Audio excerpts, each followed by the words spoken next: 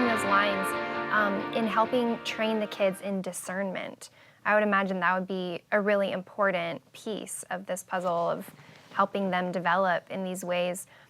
How is it that you guys help the kids learn how to discern encounters, dreams, visions, those kinds of things? I had a mom come. They moved here not that long ago, and their son would come home and say, "Mom, I'm seeing angels," and "Mom, I've seen Jesus." And Wow. she came and said, "How do I know he's not just making it up?" And so I said, "Well, what's the fruit? Does he love God more? Does he love Jesus more? Is he more on fire for God? Yeah. You know, what does the angel tell him?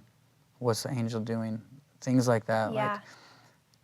Like oftentimes I think we get too concerned about, was that God or was that me?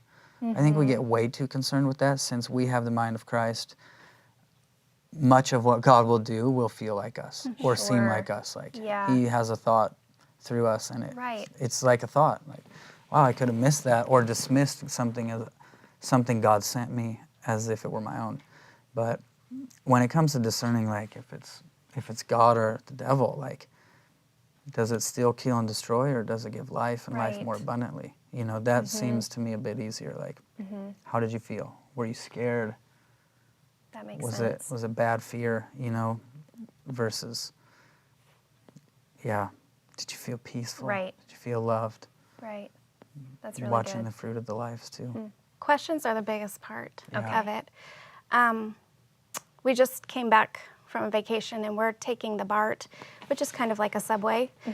And I noticed there was some challenge with our oldest in what was happening, and I didn't know if it was just fatigue from traveling, but it was not who she was, and she was just challenging what we're asking of her in an environment that we don't have a lot of control over, Right. you know, and so we were heightened on watching our kids and what's happening and how they conduct themselves. And after we addressed how she was perceiving herself, you know, to be challenging, I looked around in the environment and I saw this lady in the back manifesting. Like she was speaking to herself in different voices in the window. Wow. And I'm like, okay, all right. So I just started inviting God's presence, because I said with Spirit of the Lord, there's freedom. So we just released that right now. Then when we got off, I asked her, I said, how are you feeling there? Your daughter. My daughter, how are you Not the feeling? lady. Not the lady, I didn't address her. How are you feeling? And she said, frustrated, I was angry. And I said, how do you feel now? She goes, I feel okay now.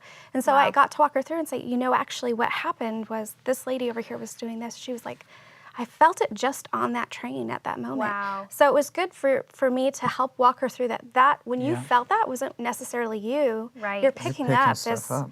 what's going on here. Yeah. And I mean, that was just the Holy Spirit showing me a little Sure. piece to pull back instead of focus on her behavior, you know, and Yeah. saying that's just pushing my button. Yeah. You know, pull back and say what's happening here. And how helpful for your daughter to be able to learn in that moment too. Right. What it is that she's feeling.